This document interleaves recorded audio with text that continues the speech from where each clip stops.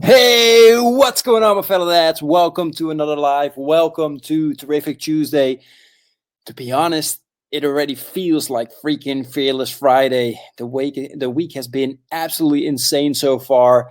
Let's talk about what happened today that I want to share with you. So, my boy started summer camp for the first time yesterday. Just 3 hours a week, or 3 hours a day every morning. Gives me some time by myself to do some work, give them some time. Hey, what's going on, Sal? Give them some time to meet some new friends and just have a good time. So last night, just a couple of hours ago, they had their first swimming lesson. How cool is that? So I've been sharing the whole Kaizen method because my youngest, my 3-year-old, he's been learning to go from just that one step in the swimming pool, being scared and everything, to now just dabbing about with his, swimming things on in the water all by himself in the deep end. Absolutely cool. So they were both excited to go to the swimming pool. What happens? They never got any floating devices to take their first swimming lesson. I was kind of looking at it like, what's going on? So we're up there looking, and they have the kids walk in the water to the other end. And my oldest one, the water's up to here. My youngest one, the water's up to here, right? So I'm looking at it like, that kind of looks scary. However, he's doing it. So I'm standing there really proud. Here's what happens. A kid that's older and bigger than him passes him and gives him a push on the chest, right? So my youngest one, already treading the water, now loses his balance. And I just see him go like this, trying to keep his balance, not to get his head under the water. And pretty much for me, starting to drown, right? So here comes it in. Flight or fight, right? For me, my fight mode kicks in. My mode, I'm up there, I'm like, I'm about to jump down. And one, grab my son, and two, just beat that kid to a pulp because nobody touches my son, right? I know that's a wrong point of view or wrong thing to do. So it's not happening, but I think that every dad has that. And, if it does, let me know right there in the comment section what you would do, but what your thought would be. But my thought was just like, man, I'm going to kill this kid. Touching my boy like that. Is he nuts? So thank God I quickly saw one of the girls that was helping out as well jump in and put my son back. And what I actually liked about it, she gave him the chance, or at least that's the thought I have. She gave him the chance to actually recuperate his balance on his own first until she really noticed, like, oh yeah, he's not doing it. So I got to jump in and grab him. And that's what the point. Yeah, you find it funny, Sal. I find it funny now. And actually, somebody taught me if you can laugh about it now, you should, or later, you should laugh about it at that moment. Just I wasn't laughing at all.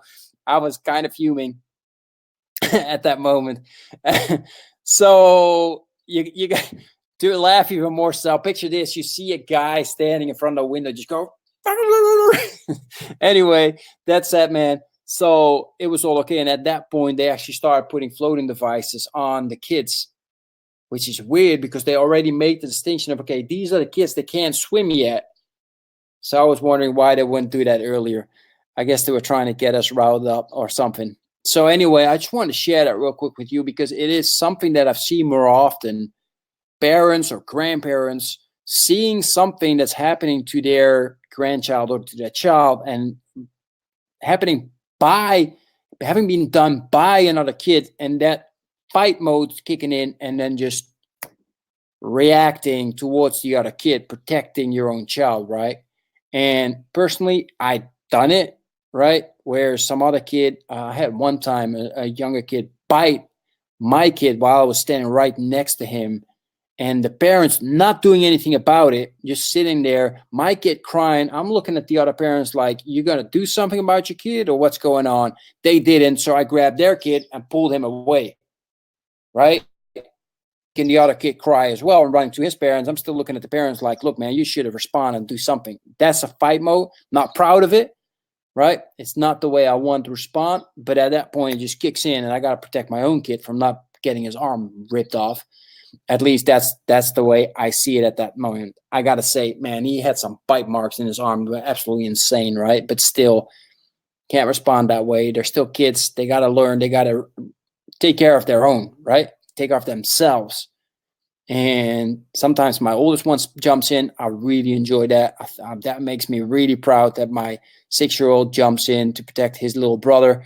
And I hope he's going to do that often. I hope my youngest one is going to protect himself. He's in that hitting, biting phase. So hopefully he's getting out of that and jumping into a phase where he's going to protect himself. But they have to learn on their own as well to, stick up for themselves. Figure out their own route, right? We're so often quickly jumping in and wanting to protect them from certain harm that might happen to them or not, which takes their growth path or their growth possibilities away from them.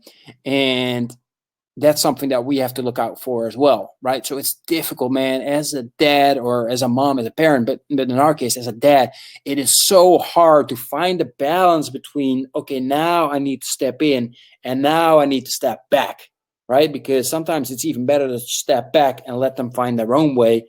However, we see them struggling and we're trying to save them from that struggle, right? Because we know we've been there or we think we've been there and we're trying to save from them, which absolutely doesn't do them any good, right? So I just quickly wanted to share that with you with an example that happened tonight. Everything turned out great. And I was calm the whole time. However, that fight moment kicked in for a second, just like, man, I wanted to do something with that kid, telling him that, he got to be careful with smaller ones. And my kid's 3. He's just a smaller one. And I sometimes think he's still a little baby, which he's not. So anyway, I hope that's valuable for you. If it is, please give me a heart. Sal, thank you for your support. I really appreciate it. And it's always nice to see guys. So yeah, make sure, Matthew, thank you, man. I appreciate you, brother. Thanks for the heart as well. So if you find this valuable, make sure you put heart, share it with your friends and family. That's how that helps. And I also mentioned earlier as well, or within the text, you can see there's a link there. If you want to be notified when I go live with some of my guests, I had Sal on there. I'm hoping Matthew is going to come on there sometime soon.